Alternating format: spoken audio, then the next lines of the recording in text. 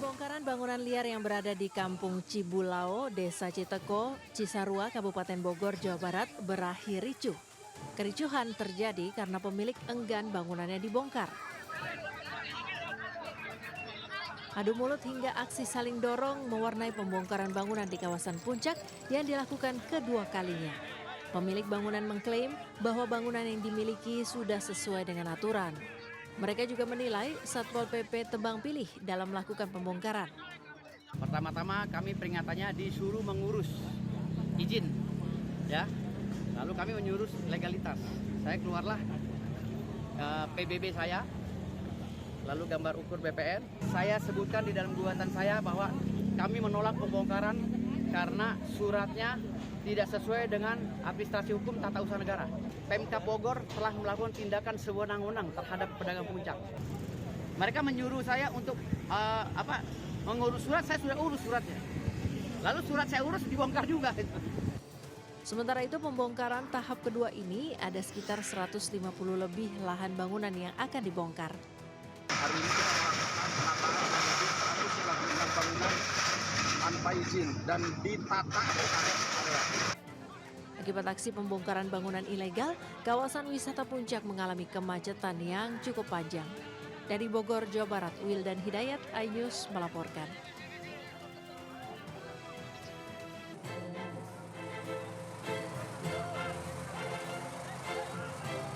Inilah detik-detik kericuan ketika puluhan mahasiswa dan masyarakat sipil saat menggelar aksi unjuk rasa di kantor DPRD Jalan Veteran Kota Bojonegoro. Aksi saling dorong hingga adu pukul antara peserta aksi dan barikade petugas kepolisian tak terhindarkan. Kericuan ini terjadi lantaran para mahasiswa berusaha masuk ke dalam kantor DPRD Bojonegoro. Tidak sampai di situ, kericuan berlanjut saat puluhan peserta aksi menjebol pagar pembatas gedung DPRD hingga rusak. Dalam aksinya, mahasiswa menyuarakan sejumlah tuntutan, diantaranya tolak politik dinasti dan minta DPR kawal putusan MK terkait Undang-Undang Pilkada. Dari Bojonegoro, Jawa Timur, Dedi Mahdi, iNews melaporkan.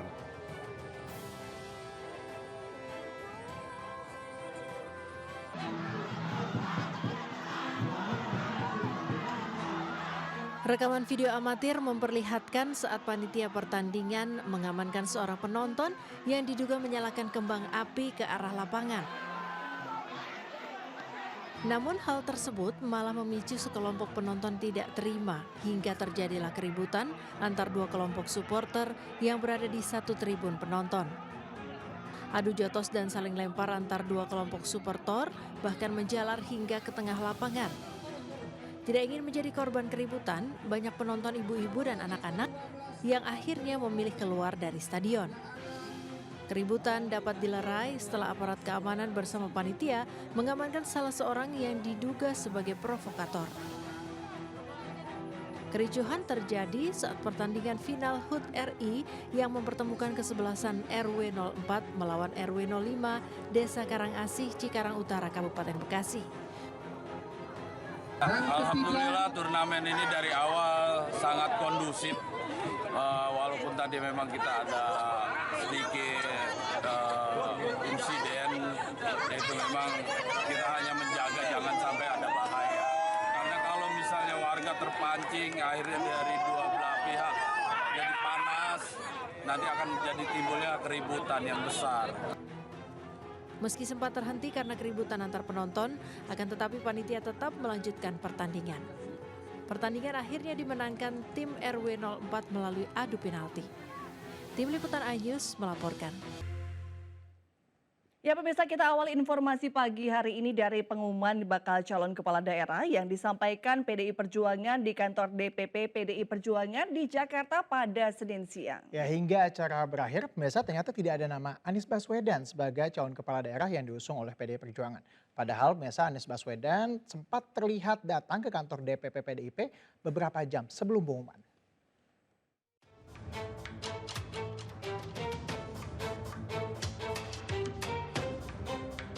Nama Anies Baswedan urung diumumkan Sekjen PDI Perjuangan Hasto Kristianto sebagai calon gubernur Jakarta.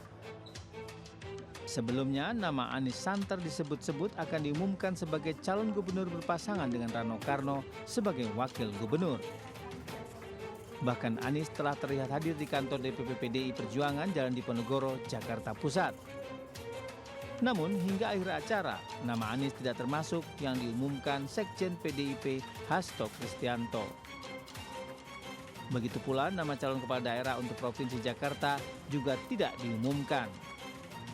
Selain Jakarta, partai berlogo kepala banteng tersebut juga belum mengumumkan nama calon kepala daerah beberapa provinsi lainnya, seperti Jawa Barat dan Jawa Timur. Selain Anies, nama Basuki Cahayapurnama atau Ahok juga disebut menjadi kandidat calon gubernur Jakarta. Terbaru mencuat pula nama Pramono Anung sebagai calon gubernur Jakarta. Masih belum. Itu kewenangan hak prerogatif dari ketua umum. Maka sabarlah sedikit 1-2 hari. Pasti ketua umum akan menyampaikan gitu ya siapa yang nanti akan dicalonkan di DKI Jakarta, Jawa Barat, Jawa Timur. KPU Provinsi Jakarta mulai hari ini, Selasa 27 Agustus, membuka pendaftaran pasangan calon gubernur dan wakil gubernur hingga tanggal 29 Agustus mendatang. Tim iNews melaporkan.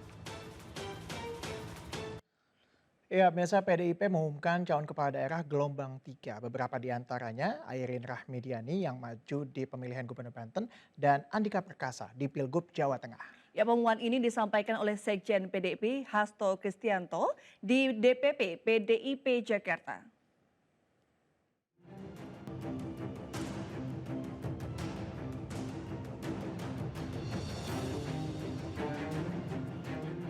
Pengumuman ini disampaikan Sekjen PDIP Hasto Kristianto di kantor DPP PDIP Jakarta. Hasto memastikan pasangan ini sudah berdasarkan pilihan rakyat. Airin Rahmidiani akan berpasangan dengan Ketua DPD PDIP Banten Ade Sumadi. Selain Airin, mantan Panglima TNI Andika Perkasa juga diumumkan oleh PDIP maju pada Pilgub Jateng.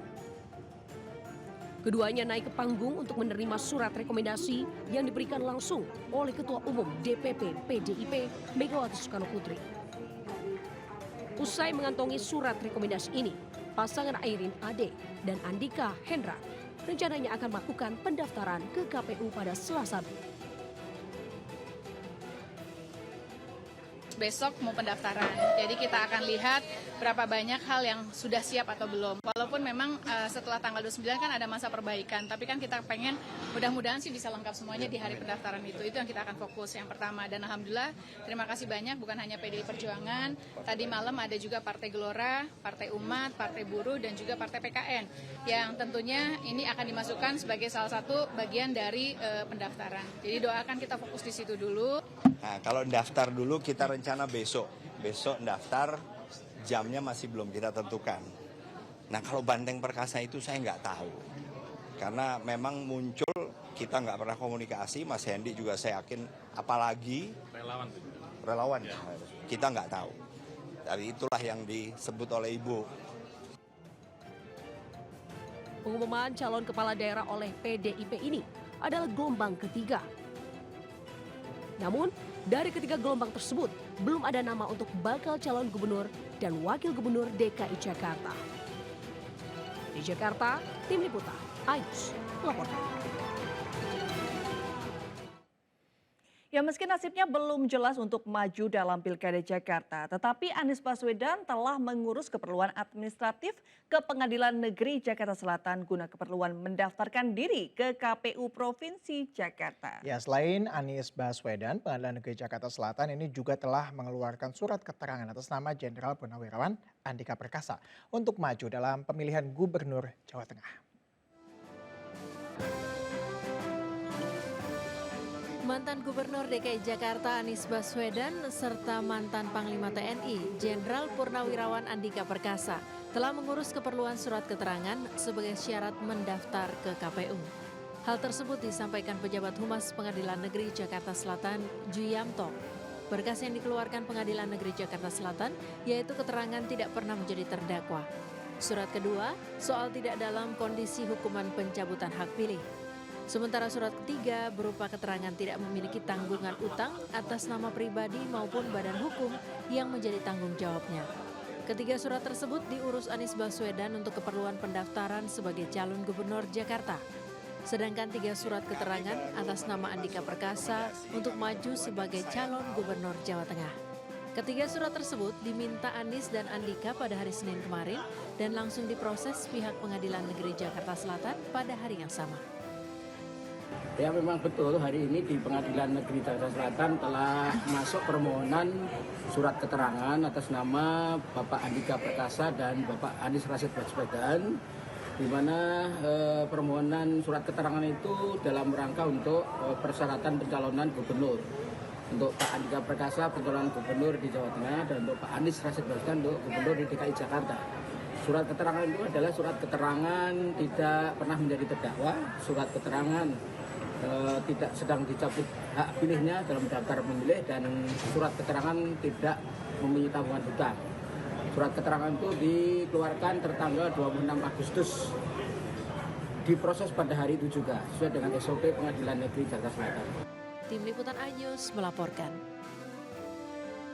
Ya, di tengah hingar-bingar politik menjelang Pilkada Jakarta 2024, mantan Gubernur DKI Jakarta Anies Baswedan mendapati dirinya terjebak dalam labirin ketidakpastian. Ya, meski sebelumnya diharapkan akan diumumkan sebagai calon, namanya tidak kunjung disebut dalam pengumuman resmi PDIP.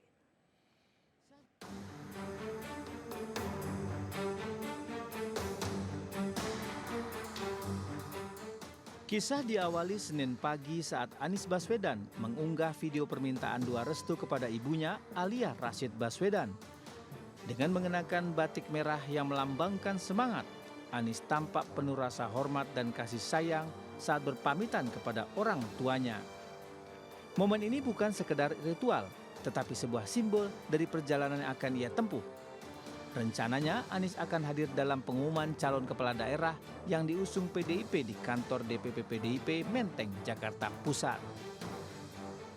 Sebuah foto Anies beredar luas di media sosial memperlihatkan dirinya sedang duduk berdua dengan Rano Karno. Gambar tersebut segera memicu spekulasi lebih lanjut tentang kemungkinan duet antara keduanya dalam kontestasi Pilkada DKI Jakarta. Namun sayangnya saat momen pengumuman tiba, nama Anies tak juga disebutkan. Ia tidak masuk dalam daftar calon yang diumumkan. Spekulasi pun merebak. Banyak pihak bertanya-tanya apakah Anies akan muncul dalam gelombang pengumuman berikutnya ataukah ia sudah terpinggirkan dari panggung politik ini. Jawaban Ketua Umum PDIP Megawati Soekarno Putri mungkin membuat publik terpana.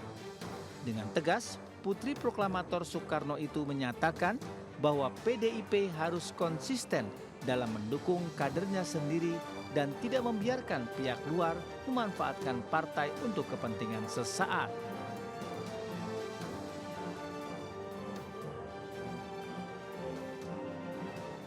Dinamika politik ini ini buat saya dialektika.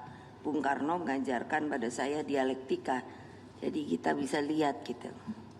Terus nanti melihat aksi reaksi begitu kan. Nanti semuanya saya ajarin itu, siapa yang enggak mau nurut out gitu aja. Saya pusing karena mau ikut jadi PDI Perjuangan atau mau dompleng aja gitu loh. Saya nggak mau lagi. Ya kalau konsisten aja, kalau mau jadi masuk PDI Perjuangan ya jadi dengan namanya lahir batin tuh ya rohnya roh PDI Perjuangan. Nasib Anies semakin tidak jelas setelah tersebar kabar bahwa PDIP mengusung kader internal yaitu Pramono Anung dan Rano Karno sebagai Bacagub dan Bacawagub. Dan di sisi lain, mantan Gubernur Jawa Barat Ridwan Kamil melangkah pasti menuju kontestasi Pilgub Jakarta dengan dukungan Kim Plus yang terdiri dari 12 partai koalisi. Ridwan Kamil yang berpasangan dengan Suswono telah mendeklarasikan niat mereka untuk bertarung di Pilgub pada 19 Agustus lalu. Secara simbolis sekarang bersama Pak Suswono hadir di sini dan kami juga sudah menyimak sepak terjang dan mindset semangat dari anggota DPRD dari PSI selama ini. Sehingga harapannya dengan kita berkoalisi, hal-hal yang kurang di masa lalu kita sempurnakan, sehingga kita fokus melakukan lompatan. Dengan situasi yang semakin memanas ini, nasib Anies di Pilkada DKI bagaikan sebuah drama yang belum selesai ditulis. Akankah ia menjadi senjata rahasia PDIP di pengumuman Bacagub dan Bacawagub gelombang keempat yang kabarnya akan digelar Rabu lusa? Atau justru kali ini ia hanya akan duduk manis di bangku penonton?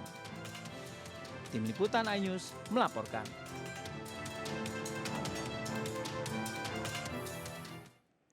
Pemirsa, PDI Perjuangan resmi mengusung kader Partai Golkar Airin Rahmidiani menjadi calon gubernur Banten pada kontestasi Pilkada Serentak 2024. Golkar yang bersama Koalisi Indonesia Maju melarang Airin menggunakan atribut Golkar saat berkampanye untuk Pilgub Banten.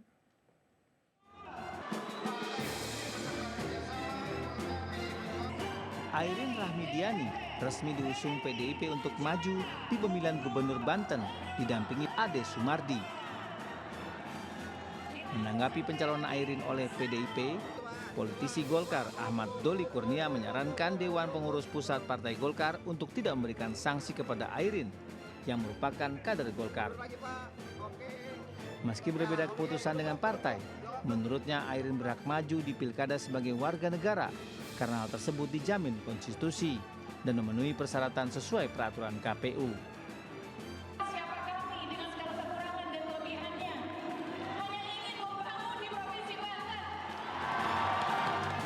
Hanya saja, Golkar tidak mengizinkan Airin menggunakan atribut Golkar selama berkampanye untuk Pilgub Banten karena Airin tidak mendapatkan dukungan formal dari Golkar. Sekali lagi kita nggak bisa larang. Kita larang pun dia mau calon kan nggak bisa selama itu memenuhi syarat dalam peraturan perundangan, tidak ada boleh yang menghambatnya karena itu hak konstitusionalnya juga gitu. Nah tinggal nanti diatur ya. Sekali lagi yang kami pertegas dalam internal kami adalah bahwa penggunaan semua materi kampanye, lambang Golkar, logo Golkar, janjian Golkar dan segala macam itu harus dipergunakan untuk siapa yang pasangan atau kader yang dihukum secara formal. Airin diusung PDIP untuk maju di Pilgub Banten setelah Partai Golkar menarik dukungan untuknya. Partai Golkar bersama Koalisi Indonesia Maju mengusung Andra Soni, Dimyati Natakusuma pada Pilgub Banten 2024. Dari Jakarta, Wenda Nura, Abdul Rosid, iNews melaporkan. Sementara itu, pemirsa, Ketua Umum Partai Golkar, Bahlil Lahadalia buka suara perihal Airin Rahmidiani yang mendapat dukungan dari PDI Perjuangan untuk maju dalam pemilihan Gubernur Banten. Bahlil menghargai putusan Airin yang merupakan kader Partai Golkar untuk maju dalam pilkada bersama partai lain. Namun Bahlil tidak menegaskan apakah akan menjatuhkan sanksi kepada Airin.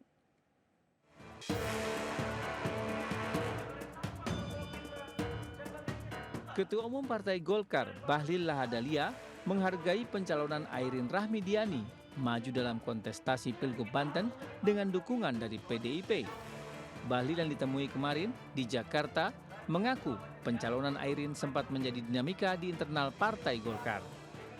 Meski demikian, Bahlil memastikan Partai Golkar tidak membatasi hak politik Airin sebagai warga negara, meskipun maju bersama partai lain.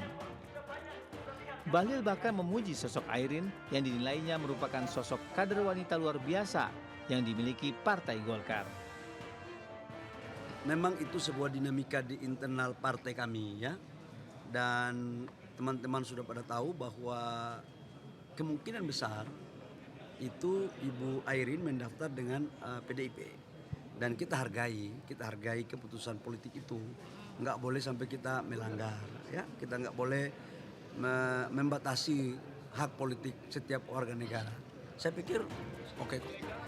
Lebih lanjut, Menteri ESDM tersebut meyakini apa yang dilakukan Airin tidak akan berpengaruh ke internal Partai Golkar. Namun Bahlil enggan menjawab lebih lanjut, termasuk adanya sanksi terhadap Airin. Sebelumnya DPP PDI Perjuangan resmi memberikan dukungan kepada Airin Rahmidiani untuk maju di Pilgub Banten 2024 berpasangan dengan Ade Sumardi yang merupakan kader partai PDI Perjuangan. Sedangkan Golkar memberikan dukungan kepada pasangan Andra Soni dan Dimyati Natakusuma untuk Pilgub Banten. Dari Jakarta, Faisal Rinaldi, Muhammad Zulkarnain, iNews melaporkan. Selain PDI Perjuangan, pada hari Senin kemarin Partai Solidaritas Indonesia juga mengumumkan pasangan bakal calon gubernur dan wakil gubernur. PSI menjagokan pasangan Deddy Mulyadi dan Erwan Setiawan untuk maju di Pilgub Jawa Barat 2024. PSI yakin pasangan Deddy dan Erwan ini bisa membawa Jawa Barat lebih baik.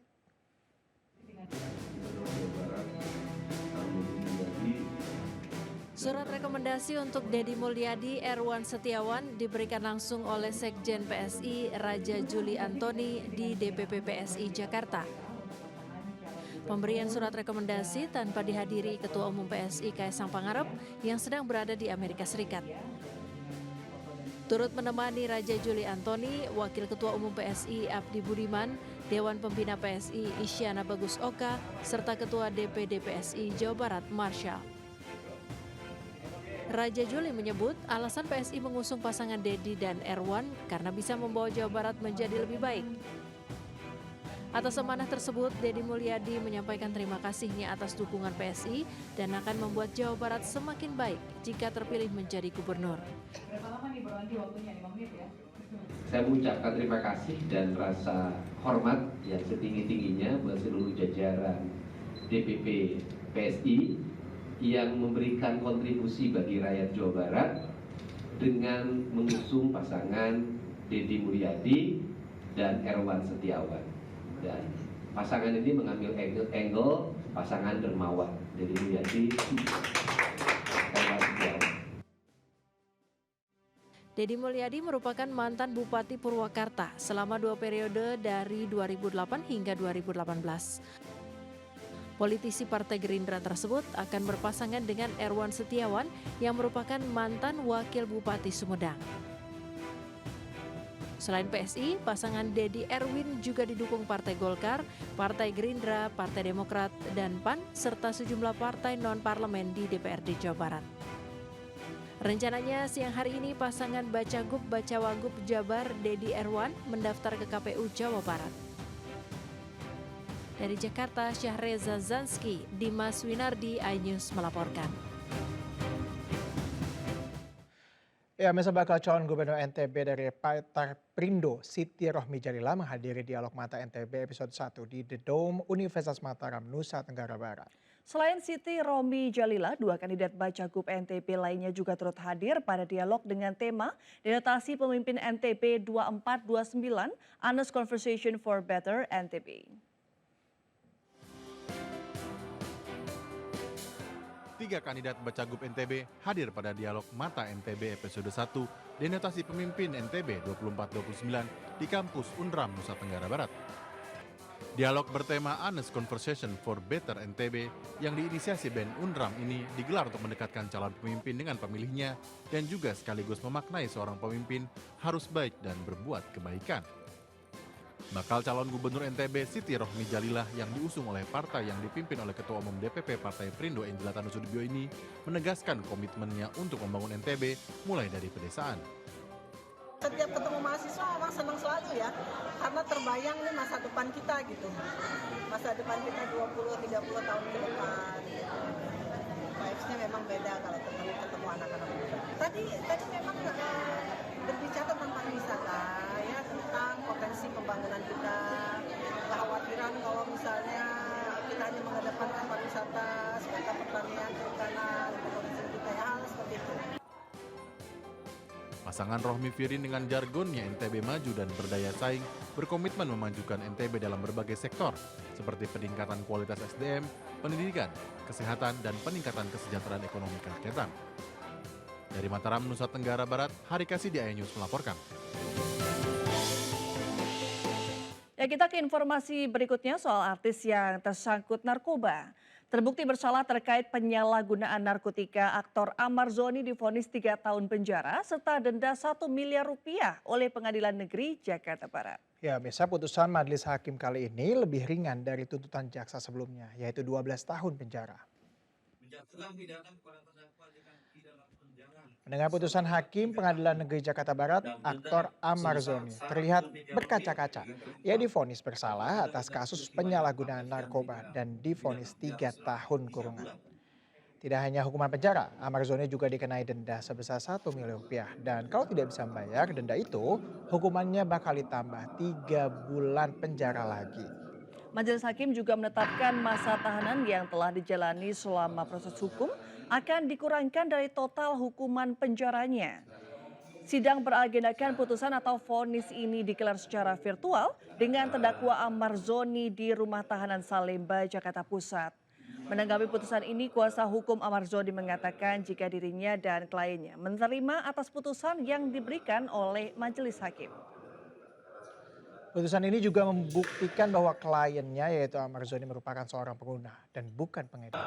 Seperti yang diketahui pemirsa, vonis 3 tahun penjara diberikan majelis hakim lebih rendah dari tuntutan jaksa penuntut umum yang meminta hukuman 12 tahun penjara. Selama 3 tahun dan denda sebesar 1 miliar rupiah dengan ketentuan apabila denda tidak dibayar maka diganti dengan pidana penjara. Di kasus lain, biasa Harvey Muiz, suami dari aktris tanah air Sandra Dewi, menghadiri sidang lanjutan kasus dugaan korupsi tambang timah yang menjerat dirinya. Di dalam sidang yang digelar di Pengadilan Tipikor Jakarta ini, jaksa menghadirkan 5 saksi untuk memberikan keterangan terkait hubungan para saksi dengan terdakwa.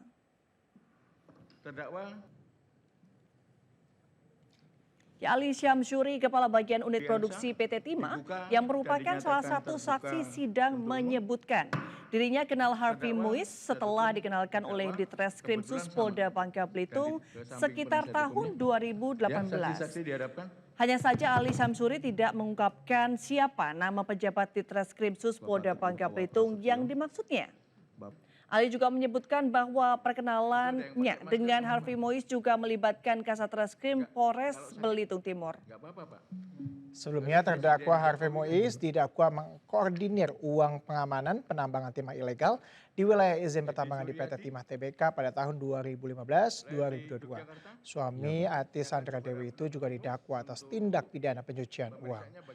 Dalam perkara ini, Kejaksaan Agung juga telah menetapkan 22 tersangka dengan kerugian negara ditaksir senilai 271 triliun rupiah. Perhitungan pakar bahkan mengungkapkan kerugian negara melonjak menjadi 300 triliun rupiah.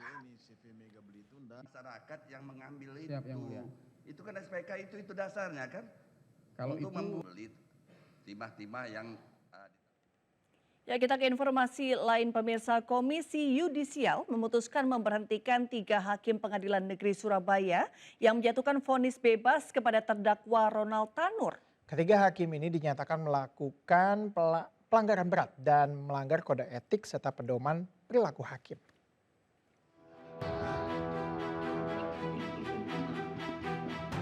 Komisi 3 DPR RI melakukan rapat konsultasi dengan Komisi Yudisial membahas pengawasan terhadap vonis bebas yang diberikan oleh 3 hakim Pengadilan Negeri Surabaya kepada terdakwa Ronald Tanur.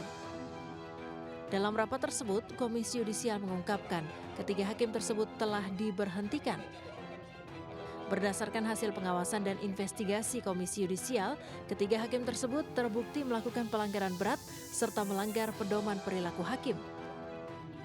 Setelah ini akan dibentuk Majelis Kehormatan Hakim yang beranggotakan gabungan Komisi Yudisial dan Hakim Mahkamah Agung.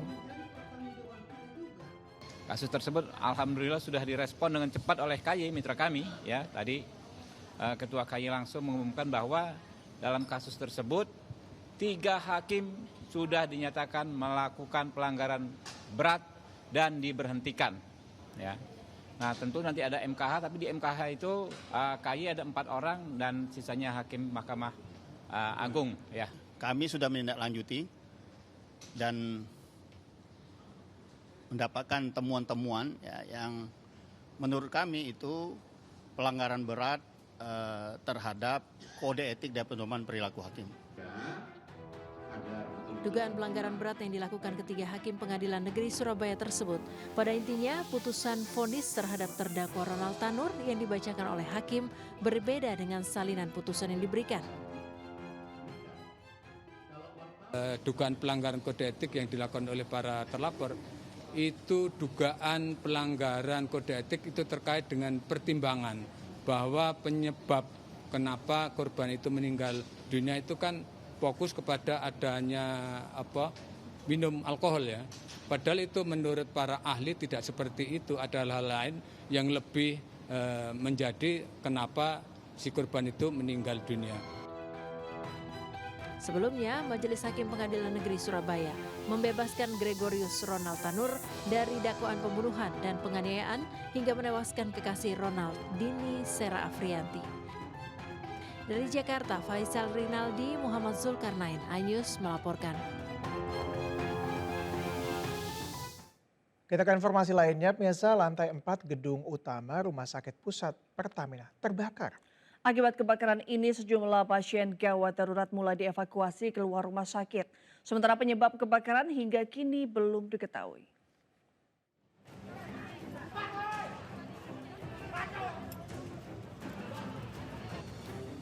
Sejumlah tenaga kesehatan mengevakuasi para pasien instalasi gawat darurat untuk dipindahkan ke gedung lain. Mereka dievakuasi akibat kebakaran di lantai 4 area gedung utama Rumah Sakit Pusat Pertamina di Kebayoran Baru, Jakarta Selatan. Sementara beberapa pegawai lain berhamburan keluar gedung menyelamatkan diri saat terjadinya kebakaran. 85 petugas damkar yang didukung 20 mobil damkar diterjunkan ke lokasi. Petugas berjibaku melokalisir area yang terbakar dan melakukan pemadaman.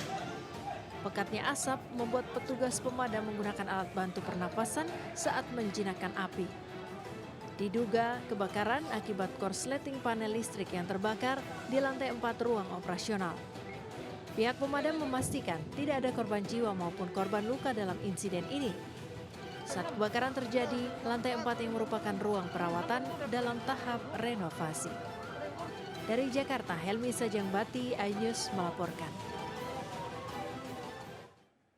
Pemirsa, tim SAR gabungan kembali menemukan satu korban bencana banjir bandang di Kelurahan Rua, Kota Ternate, Maluku Utara. Evakuasi berjalan sulit lantaran sebagian tubuh korban terjepit material dan juga batu.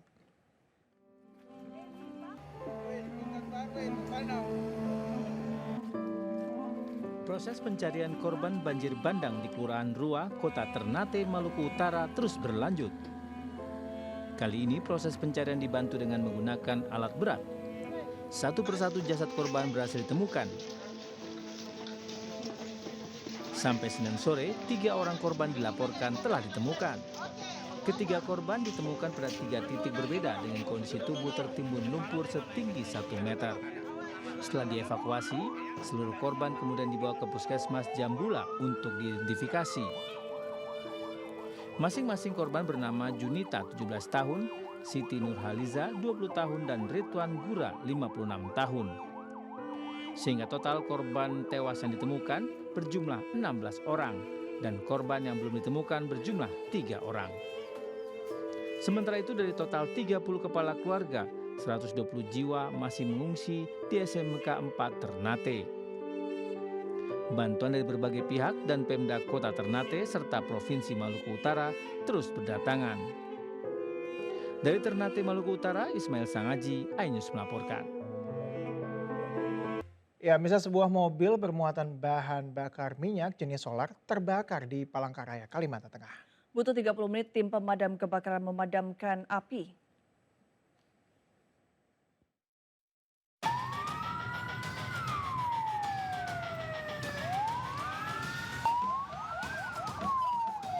Sebuah mobil MPV terbakar hebat di sebuah tanah kosong di Kecamatan Jekan Raya, Palangkaraya, Kalimantan Tengah. Petugas damkar kesulitan memadamkan api lantaran di bagian belakang mobil terdapat jerigen berisi BBM jenis solar. Setengah jam kemudian, kobaran api berhasil dijinakkan tim pemadam kebakaran dibantu oleh para relawan. Diduga mobil tersebut adalah mobil pelangsir BBM. Karena informasi yang diterima dari warga, lokasi tersebut sering digunakan sebagai tempat mengisi BBM secara diam-diam dari motor ke mobil. Belum diketahui penyebab terbakarnya mobil tersebut.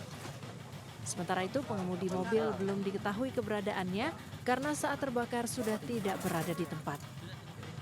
Dari Palangkaraya, Kalimantan Tengah, Ade Sata, iNews melaporkan. Pemirsa, aksi unjuk rasa mengawal peraturan Komisi Pemilihan Umum (PKPU) dan tolak dinasti di Kota Makassar berakhir ricuh. 1 unit angkot terbakar di depan halte Universitas Bosowa, Makassar. Unjuk rasa yang dilakukan sejumlah elemen mahasiswa di Makassar sejak Senin siang ini sebelumnya berlangsung damai. Dalam aksi ini, mahasiswa menolak keras politik dinasti dan mengawal peraturan Komisi Pemilihan Umum atau PKPU. Namun ketika para peserta aksi kembali ke kampus masing-masing, mereka kembali menggelar aksi unjuk rasa. Akibatnya Jalan Urip Sumoharjo terjadi kemacetan parah. Polisi pun mengambil tindakan tegas dengan membubarkan peserta aksi unjuk rasa. Namun upaya pembubaran direspon balik oleh mahasiswa dengan melempar batu. Mendapat lemparan, polisi kemudian menembakkan gas air mata. Tidak berselang lama, 1 angkot terbakar tepat di depan halte Unibus Makassar. Belum diketahui pemirsa penyebab dari terbakarnya angkot ini. Mana dia? Mana? Informasi selanjutnya, pemirsa, gempa bermagnitudo 5,8 mengguncang Kabupaten Gunung Kidul, Yogyakarta. Ya, data dari BPBD Gunung Kidul setempat menyebutkan terdapat sejumlah laporan rumah warga yang rusak akibat kejadian ini. Inilah video amatir dampak gempa bermagnitudo 5,8 yang mengguncang Kabupaten Gunung Kidul, Yogyakarta. Data sementara dari BPBD Gunung Kidul menyebutkan dampak kerusakan dari gempa tersebut mengakibatkan sejumlah bangunan rumah milik warga rusak. BPBD Gunung Kidul sendiri sudah menerjunkan tim untuk melakukan pendataan terkait dengan adanya kerusakan. Sejauh ini ada 3 kecamatan yang dilaporkan terdapat kerusakan, meliputi Kecamatan Ngelipar, Kecamatan Semanu, dan Kecamatan Purwosari dengan total 6 laporan kerusakan. BPBD Gunung Kidul menghimbau warga untuk tetap tenang dan segera melaporkan kejadian kerusakan ke BPBD Gunung Kidul jika dapati adanya kerusakan.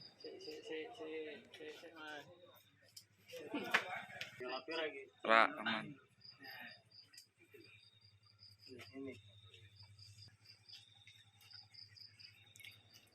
Ya, kita ke informasi lain pemirsa. Aksi maling mencuri sepeda motor milik penghuni kos di Medan terekam kamera CCTV. Ya, saat beraksi pelaku terlebih dahulu merusak gembok pagar dan mengangkat sepeda motor korban.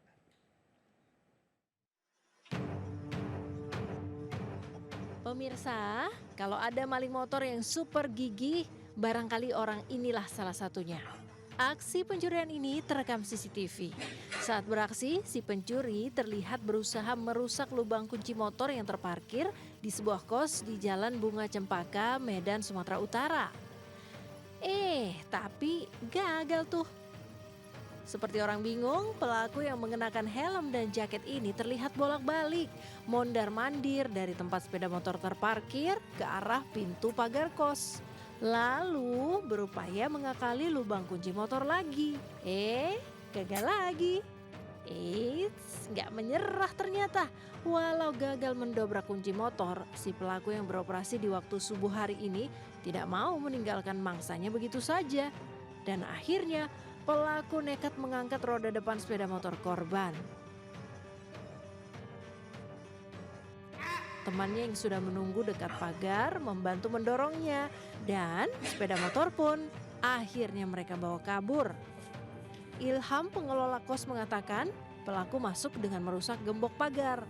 Sementara korban sudah membuat laporan kehilangannya ke Polsek Sunggal. Semoga ketemu ya Bang motornya ya.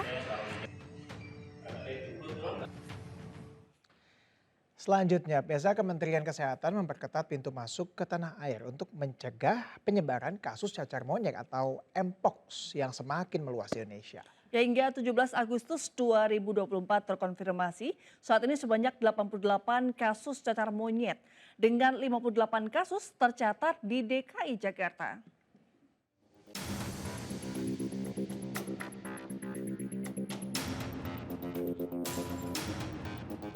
Kementerian Kesehatan RI mengambil langkah cepat untuk mencegah meluasnya penyebaran kasus cacar monyet di Indonesia. Langkah pencegahan dilakukan di sejumlah kota di tanah air. Pencegahan itu dilakukan salah satunya berupa pengawasan pintu masuk ke dalam negeri dengan melakukan screening warga asing yang berasal dari negara-negara yang terjangkit cacar monyet. Meski bukan terbilang masalah baru, penyakit cacar monyet telah terindikasi sejak tahun 2022 lalu. Dan sejauh ini sebanyak 1 kasus sedang menjalani isolasi secara mandiri. Meski begitu, Kementerian Kesehatan terus berkoordinasi untuk membahas cacar monyet dalam Indonesia Africa Forum IAF atau Forum Asia Afrika pada September 2024 mendatang di Bali. Kita sudah melakukan mitigasi untuk Mpox ini di beberapa kota dan sampai saat ini sudah terdeteksi. Sebenarnya Mpox ini bukan masalah yang baru. Beberapa tahun yang lalu sejak tahun 2022 sudah teridentifikasi dan saat ini yang sudah teridentifikasi positif baru 1 orang. Dan kita terus akan melakukan mitigasi Mpox ini sehingga nanti kemarin kita sudah melakukan koordinasi untuk persiapan akan ada pertemuan Asia Afrika nanti di Bali bulan September. Kita sudah melakukan langkah-langkah strategis untuk melakukan surveillance, penjagaan supaya Mpox ini tidak menjadi masalah baru bagi kesehatan Indonesia. Diketahui Indonesia melaporkan ada temuan 88 kasus cacar monyet dalam periode 2022 hingga 17 Agustus 2024. Dari kasus tersebut, DKI Jakarta mencatatkan kasus terbanyak dengan 58 kasus, Jawa Barat 13 kasus, Banten 9 kasus, Yogyakarta 3 kasus, Jawa Timur 3 kasus, dan Kepulauan Riau 1 kasus. Dari Jakarta, Rian Rahman, Muhammad Firmansyah, iNews melaporkan. Ya, Mirsa, High Tea with High End bersama Nava Park BSD City kembali menggelar kegiatan sosial yang dihelat di Nava Park Marketing Gallery, Tangerang, Banten. Ya, bertemakan Serenity Soiree, ajang sosial ini diikuti berbagai komunitas di ibu kota guna memperluas jaringan.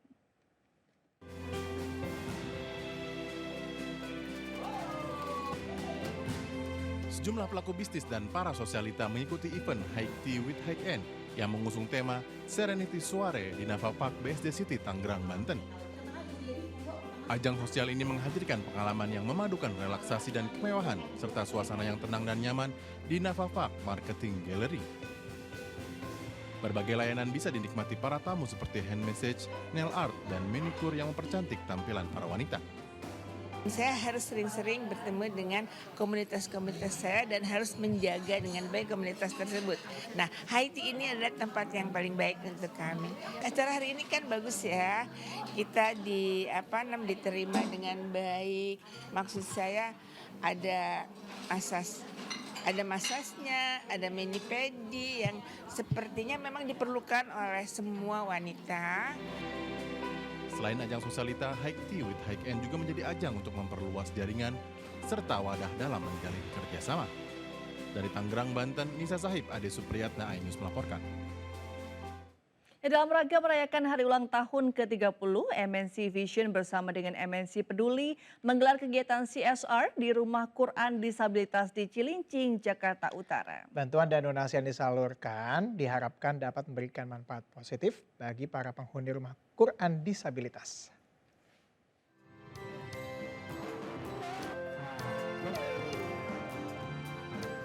Dengan hari ulang tahun ke-30, MNC Vision menggelar kegiatan CSR dengan menyalurkan bantuan sosial kepada penyandang disabilitas di Rumah Quran Disabilitas di Cilincing, Jakarta Utara. Dalam kesempatan ini, MNC Vision dan MNC Peduli memberikan bantuan dan donasi berupa buku Iqra Braille, seperangkat alat musik organ, serta sembako dan obat-obatan. Berbagi kita berikan bantuan ke adik-adik kita, saudara-saudara kita yang mengalami disabilitas. Ya, bantuan berupa ada Quran Braille, kemudian juga ada alat alat musik berupa keyboard karena mereka juga punya tim musik juga rupanya. Dan kita berikan bantuan sembako dan alat ini juga ya, obat-obatan untuk mereka. Bahwa yang namanya disabilitas itu merupakan tanggung jawab kita semua. Nah, kebutuhan disabilitas ini kuncinya dengan kolaborasi.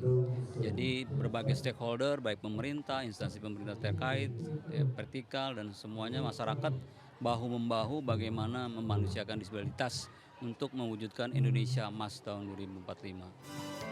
Bentuk perhatian MNC Vision ini diharapkan dapat juga menjadi motivasi bagi perusahaan lain untuk memberikan perhatian dan dukungan untuk para penyandang disabilitas. Jadi harapan kami kehadiran MNC Vision dan MNC Peduli kali ini tidak terputus silaturahmi untuk masa-masa yang akan datang. Karena kami tetap butuh bantuan, butuh pendamping dari pihak lain terutama dalam hal ini MNC Vision dan MNC Peduli ya. Bentuk kepedulian sosial akan terus dilakukan MNC Vision bersama dengan MNC Peduli bagi masyarakat yang membutuhkan.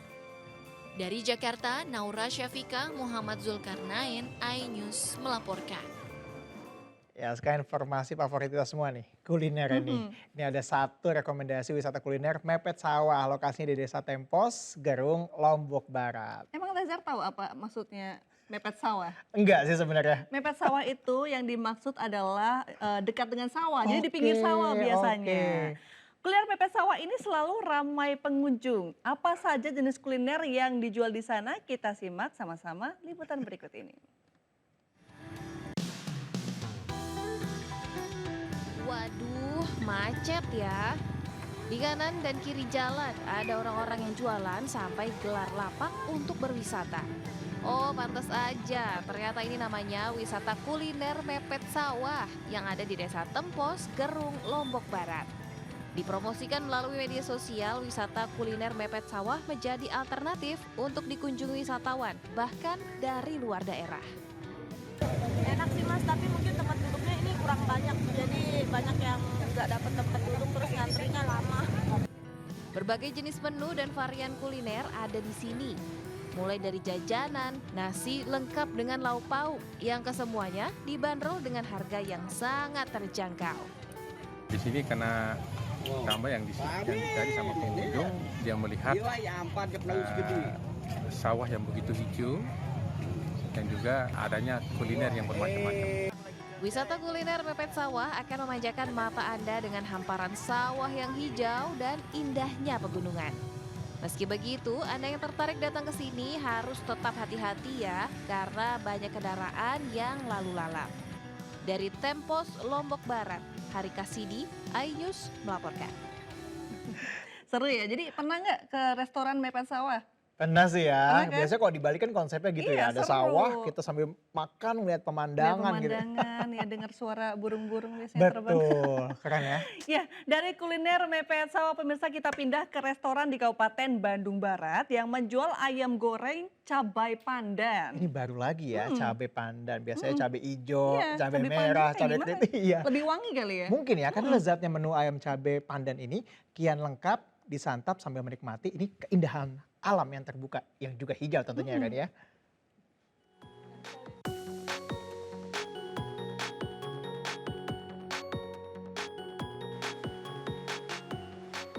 Jika biasanya kita menemukan daun pandan ada di olahan menu makanan manis seperti kolak, beda cerita dengan yang satu ini. Taburan daun pandan yang menyelimuti ayam membuat menu ini dinamakan ayam cabai daun pandan. Terlihat gurih dengan taburan rempah berpaduan cabai, irisan daun jeruk, serta daun pandan yang disantap bersama ayam kampung. Kian sedap jika disantap dengan tumis genjer, karedok, ikan peda, serta sambal terasi dan sambal dadak. Udah suasananya enak, ternyata makanannya juga unik-unik nih. Tak tuh makan paket daun. Tadi kita makan ada ayam cabai pandan. Kan biasanya di restoran yang lain tuh biasanya ayamnya tuh kalau nggak ayam serundeng, ayam cabai hijau. Ternyata di sini ada yang unik nih, ada ayam cabai pandan. Untuk membuatnya cukup mudah. Pertama, goreng potongan ayam yang telah dimarinasi bumbu rempah kuning. Setelah itu tiriskan dan oseng lagi dengan bumbu, irisan cabai, daun jeruk, dan daun pandan sampai aroma wangi meresap ke dalam daging. Nah, menu ayam goreng cabai pandan pun siap untuk disantap. Kita sudah menyediakan menu yang khusus, yaitu penambahan menu namanya paket daun. Di mana dalam menu paket daun itu kita memiliki menu tambahan, yaitu nasi liwet dan ayam goreng cabai pandan. Menu paket daun ini cocok untuk disantap bersama keluarga tercinta saat berlibur sambil menikmati keindahan alam terbuka yang hijau, sejuk, dan asri. Harganya dibanderol mulai Rp650.000 untuk 4 orang atau lebih. Dari Bandung Barat, Jawa Barat, Yuwono Wahyu, iNews melaporkan. Ya itu dia. Kalau yang satu ini, tapi aku mau nanya dulu. Reni suka nggak masakan di rumah masak Padang gitu? Suka. Biasanya makan apa? Biasanya rendang, standar Rendang. banget. Standar banget. Saya rendang, aku juga suka kikil. Reni suka kikil? Lumayan sih, soalnya kenyal-kenyal gitu kan. Nah itu dia, biasanya kalau kikil itu kan di rumah masak Padang kecil ya. Yang satu ini gede. Nah ini adanya di Padang, Sumatera Barat. Menu gulai tunjang yang disajikan dengan ukuran yang jumbo, Reni. Puas banget ya jadinya. Nah, kuliner tunjang dinosaurus ini pun viral dan banyak dicari pembeli yang penasaran. Ini dia liputannya.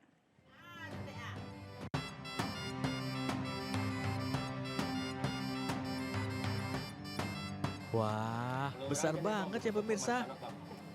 Makan ini sih pasti nggak habis sendirian. Nah, ini adalah tunjang atau kikil dinosaurus yang tengah viral di Kota Padang, Sumatera Barat. Kuliner ini menjadi menu yang paling dicari oleh pembeli saat berkunjung ke rumah makan yang berlokasi di daerah Gurun Lawe, Kecamatan Nanggalo, Kota Padang. Lihat saja, rumah makan ini tidak pernah sepi pembeli yang ingin merasakan nikmatnya sensasi makan tunjang berukuran jumbo. Tidak hanya ukuran yang ekstra besar, rasa tunjang dengan bumbu gulai ini juga sangat nikmat. Bumbunya enak dan meresap. Biasanya yang standar, yang kecil-kecil. Yang kecil aja. Kalau ini bedanya dengan yang itu lebih puas atau gimana, Bu? Lebih puas dimakan bersama-sama. Harga satu porsi tunjang dinosaurus yang bisa disantap ramai-ramai oleh sekitar 10 orang ini dibanderol Rp80 hingga Rp120.000. Dalam sehari, tunjang dinosaurus ini bisa ludes disantap hingga 100 porsi oleh pengunjung yang datang. Istimewanya tunjang itu direbus lebih dari 7 jam. Betul-betul dibumbui rempah sama yang ahlinya 37 tahun di belakang. Nah, jika Anda tengah berkunjung ke Kota Padang, tak ada salahnya untuk mampir di rumah makan ini dan mencicipi kuliner tunjang dinosaurus. Dari Padang, Sumatera Barat, Budi Sunandar, iNews melaporkan. Nah kalau ini Tezer soal informasi UMKM, untuk mengisi waktu luang di rumah sejumlah ibu rumah tangga di Tulangan, Sidoarjo, Jawa Timur memproduksi keripik daun jambu merah di rumahnya. Ya, ini hasilnya ini mereka mampu meraih keuntungan jutaan rupiah setiap bulannya untuk membantu tentunya perekonomian keluarga.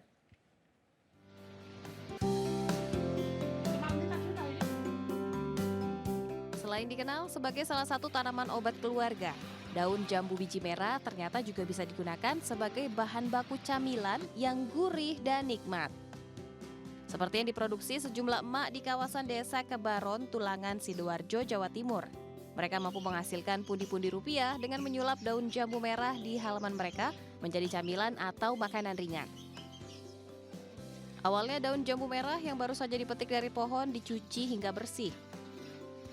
Daun-daun tersebut kemudian dicelup ke adonan tepung beras yang telah diberi bumbu ketumbar, merica, bawang putih, garam, dan lada lalu digoreng hingga matang. Meski mudah dan sederhana, usaha pembuatan keripik daun jambu merah ini ternyata mampu mendatangkan keuntungan hingga Rp2 juta per bulan. Mendapatkan tambahan kurang lebih sehari dapat 50-100 kemasan.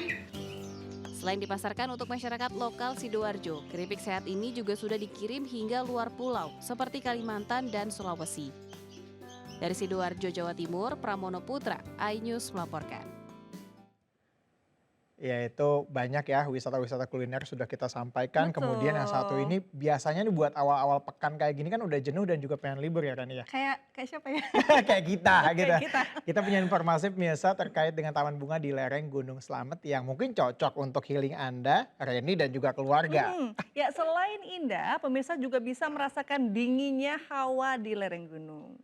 Menarik ya?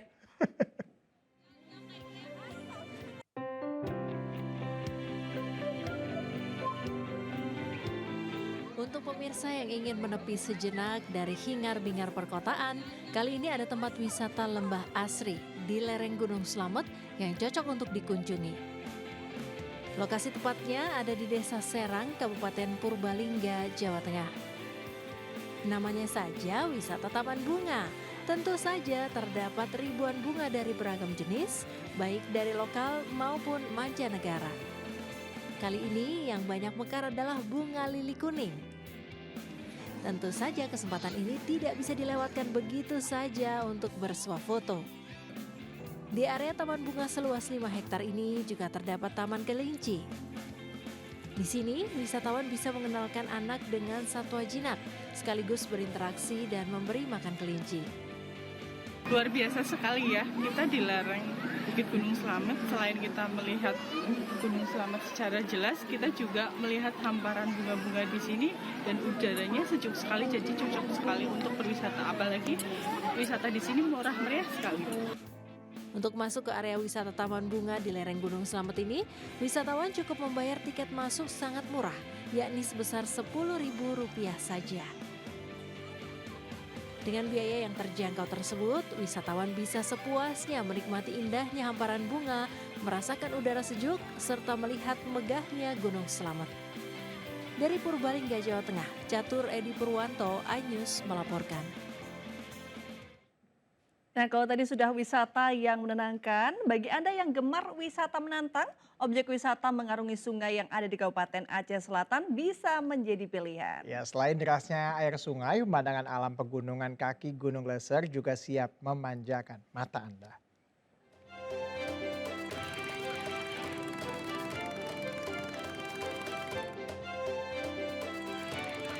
Pemirsa, berbicara wisata alam di negeri Serambi Mekah memang tidak ada habisnya ya.